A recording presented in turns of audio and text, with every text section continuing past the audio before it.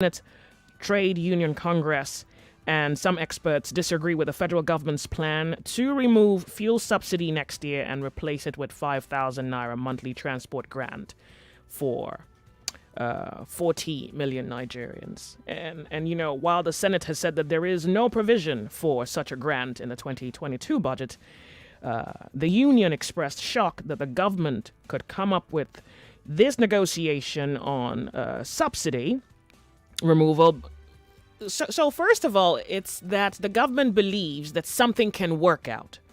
And what can work out is, I think the government thoroughly understands that the worst could happen. And so they think, well, let's see whether we can hold those at the bottom of the food chain, hold them up with this 5,000 naira grant. And for some reason, calling it grant almost kind of defies the definition.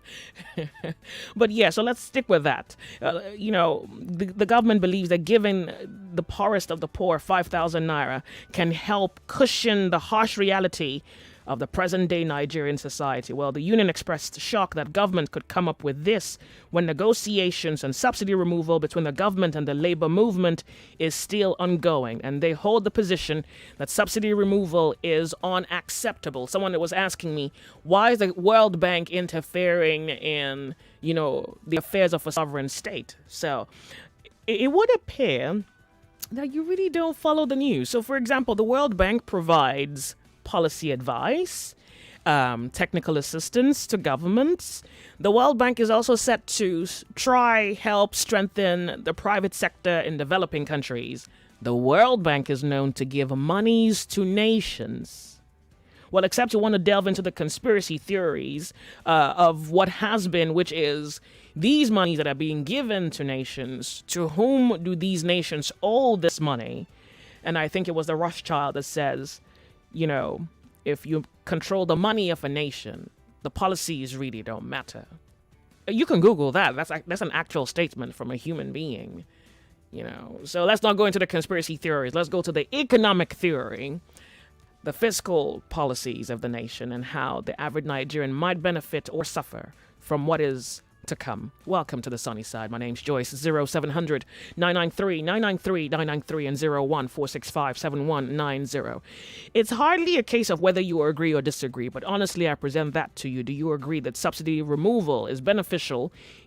On the long run, yeah, that's one way to look at it. Do you think it's beneficial? And this thing of giving the average Nigerian not even the average Nigerian, it would be 40 million Nigerians who are maybe below poverty line, 5,000 naira to cushion this whole reality after subsidy removal. Do you think it's beneficial? Who benefits? Who suffers? And what can be done? Your opinion. Let's talk. The volume of your radio set, my friend. Good afternoon.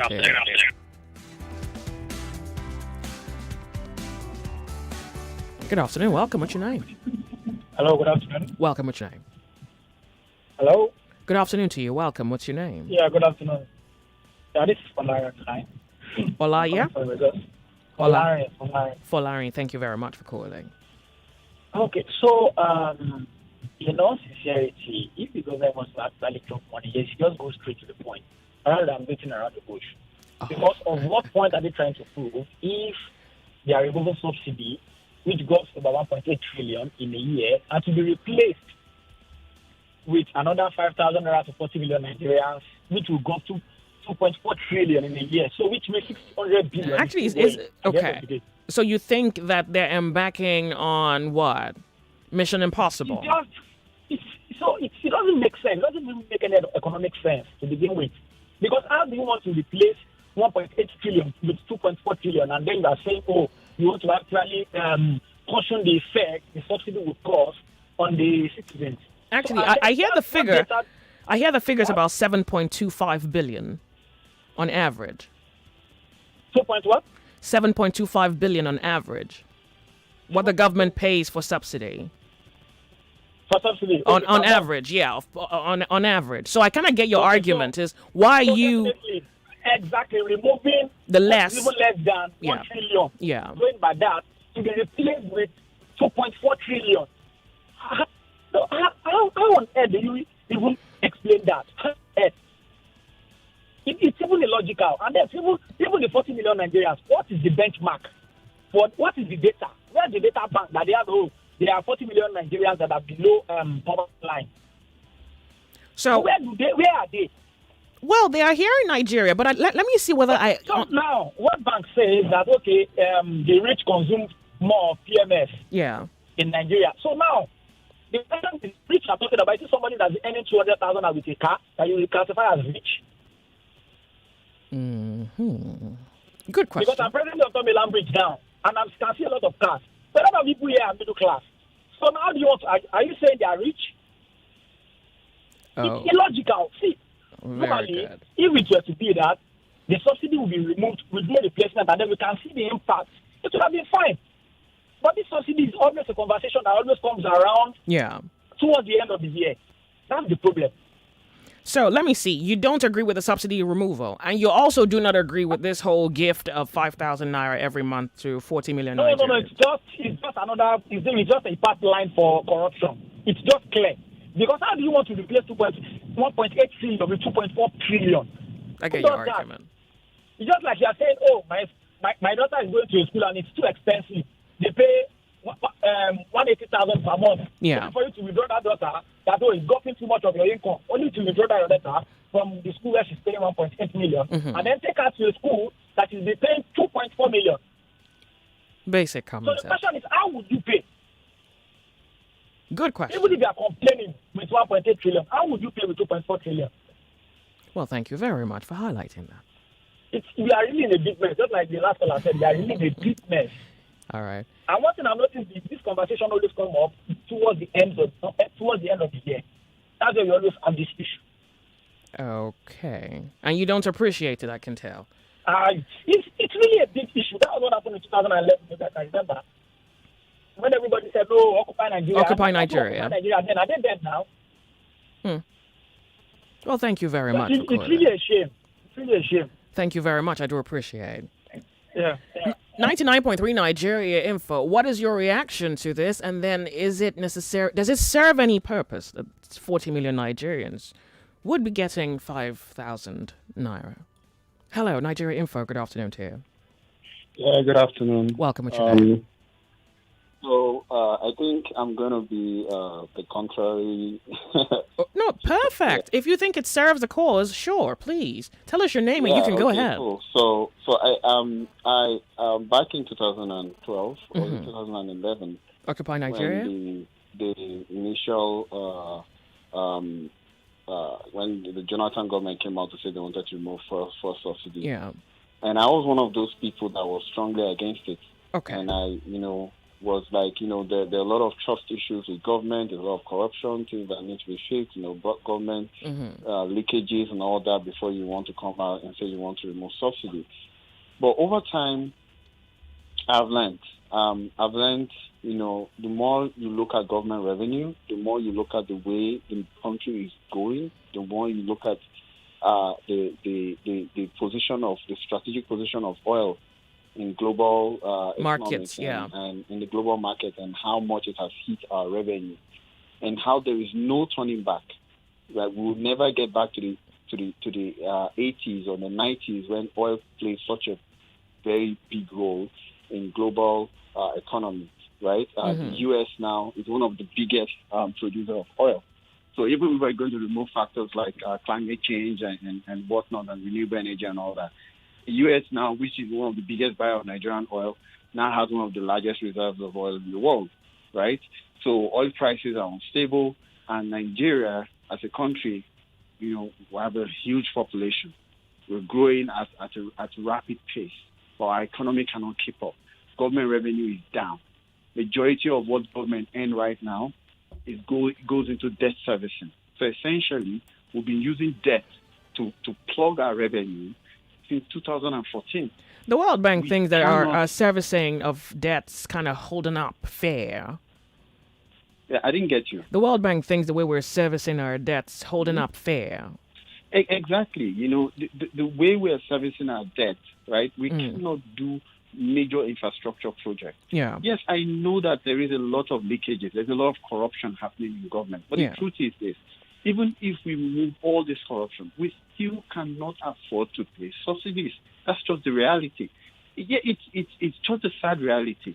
There's been this take that we need to have subsidy in place so that we can remove poverty. Let me ask you a question. We are now the poverty capital of the world, even with subsidy. We are now the poverty capital of the world, even without deregulating our currency. Egypt, a fellow African country that went through the kind of shock that we went through, what did they do? They immediately removed energy subsidy prices. They deregulated their currency. And what happened? The economy recovered. The Egyptian economy is doing very well right now. They just executed a power project that brought in 50%, over 50% of their energy capacity, and they were able to execute it within a couple of years. Oh, brilliant then. Now that you raised... I can't even remember the amount of megawatt, but that is even more than what Nigeria produces right now. Okay. And they were able to execute it. So now, but you also must consider the actual reality of what that would mean. Are you saying that it's okay, it's given that we can no longer make revenue or receive revenue from oil as we used to, it makes political sense that the average Nigerian suffers a little bit more for the hope that our future will be better? Absolutely. And it's a painful thing. It's a painful reality. Nigerians are going through a lot of suffering right now. We look at the exchange rate and everything that we're going through in the country. Okay. But the irony of the matter is that we're just suffering for nothing, because this suffering is not as a result of reform.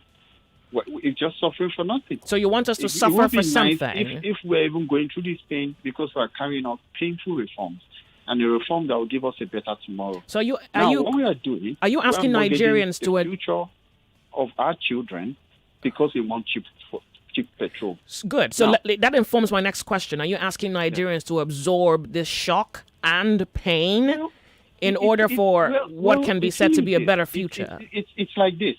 If you don't have money, there are two choices you have. You can either borrow against.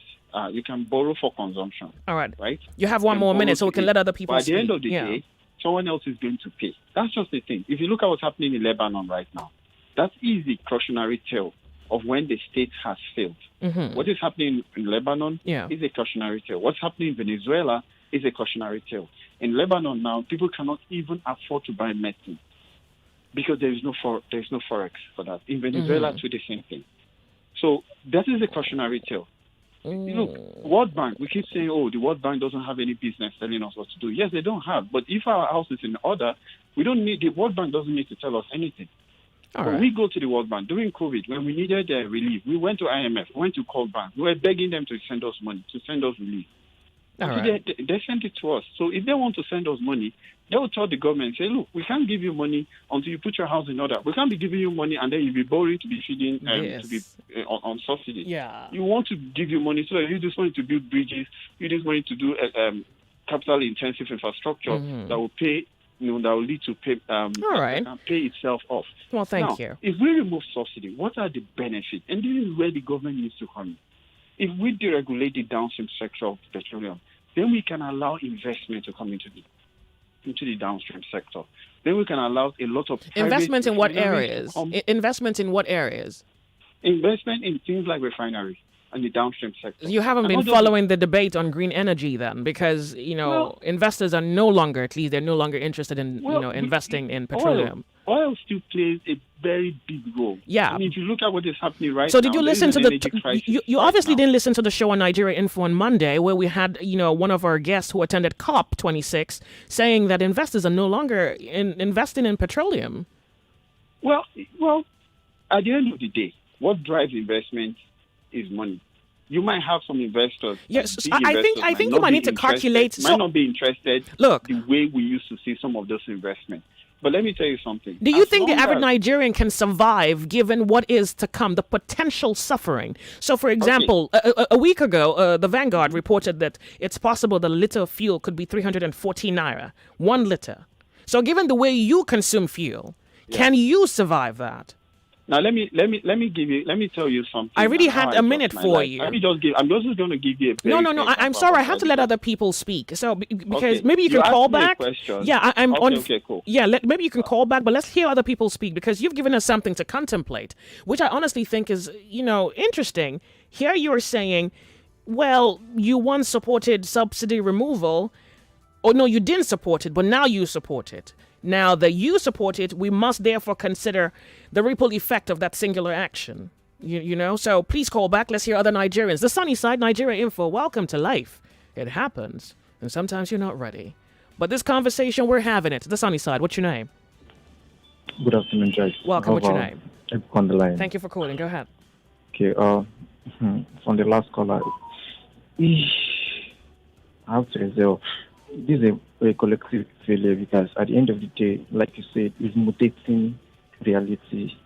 And just take it for example, investment as it is. So many things have been said to the government. So many advice has been given to them. But it seems as if personal interest is playing at the end of the day. Joyce, let me take an example of if they remove the subsidy as a Okay. businessman, the prices of things will go up, right? Because people will tell you that means of cost of transportation is going high. Yeah. Why? Because they're getting fuel. It boils down to the common man because they're the one that will bear the grunt. Then again, if the government, because they are these things, borrowing money from the federal government and it's fine and good, how accountable are they in terms of infrastructure? How accountable and transparent are they when they make use of this money to do some of these infrastructures? Because this is a vicious cycle, and at the end of the day, those people that is running this vicious cycle, they are not honest. They are not accountable. They are. So what do you think about their idea of giving 5,000 naira to 5,000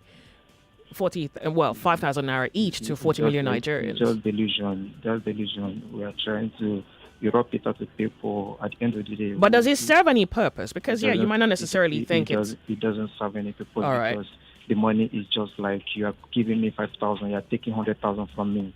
Thank you, Joyce. Thank you very much for calling. 99.3 Nigeria Info. Well, this is to say that we had an interview on Monday with NJ Ayuk, who is a corporate lawyer and he is a trader within the oil and gas sector. The interview pretty much was off the backs of COP26. Yeah, and COP26, I believe you know what that is. And the interesting thing about why I wanted to have him was, one, I wasn't sure that he attended, and then he confirmed to me that he attended, even though he wasn't invited. And the whole idea of COP26 is the world is discussing new energy. So maybe I can really just give me 30 seconds to see what I can summarize this new world for you. So there's a new world that has come. And petrol is not a function of that new world. It would not play a part. It's not even a variable because now they're saying we're removing everything that, contributes to emissions. They want green energy. Nigeria's one of our greatest resources, particularly in the global market, will be petroleum. And then the world is saying to us, you see that your petroleum would stop buying it. And we have about 10 years to finally just transition from petroleum to green gas, so green energy. So for the caller who said, you know what, I want you to watch the interview. It's on our YouTube page.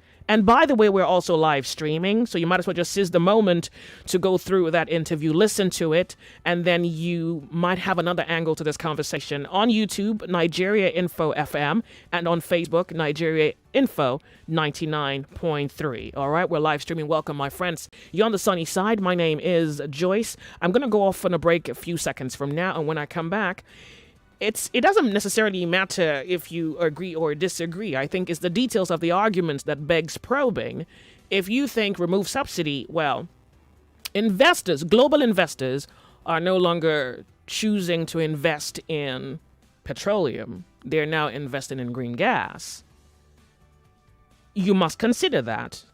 And then if you think, well, you don't agree with subsidy removal, well, there's a reason you don't, because the government is saying we have 5,000 naira for you. Your opinion when we return. My name's Joyce. We're on the sunny side. This is Nigeria Info.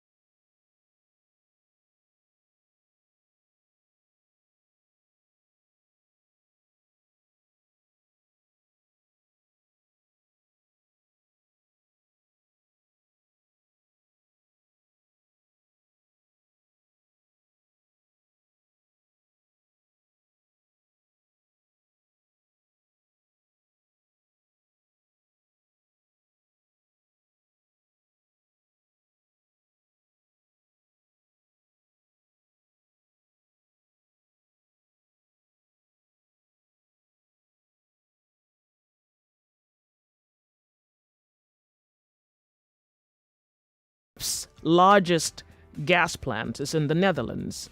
Now, the company has been downsizing the last 2 years.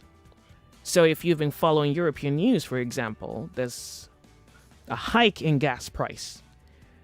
And the world is saying even gas itself, which is something that Nigeria has, is not green enough. It's like someone pushing you out of a game by just changing the rules. So normally you would be in the game because you bring something to the table. But then I can push you out of the game if I change the rules to not necessarily be in your favor. All I just need is a good story. Well, the story here is that climate change is a reality and the world is making adjustments. Some people are even blaming first world nations as saying, well, you're making this adjustment at the risk of poorer nations. They even agreed to give poorer nations money, and then they changed their minds, and it pissed off India. So